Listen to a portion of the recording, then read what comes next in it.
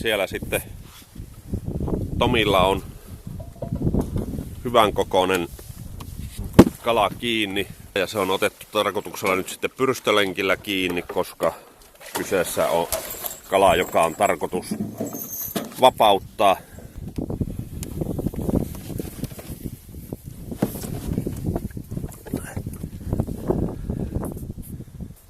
On massiivinen marjas.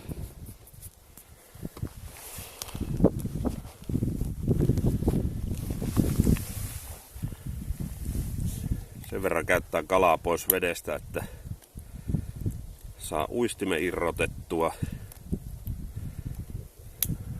Olisin 1,18 m. Okei, no sä näet sieltä paremmin, täältä ei näe kunnolla. Lasketaan sitten sen verran, että se pääsee hengittämään.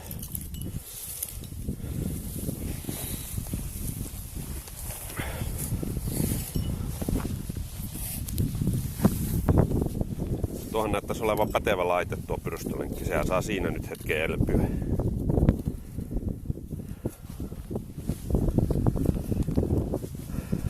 Se ei kauaa kestänyt, kun se nasahti kiinni. Joo, en saanut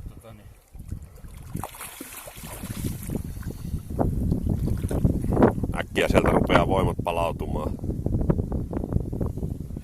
Hieno kala. Riskisä kunnossa.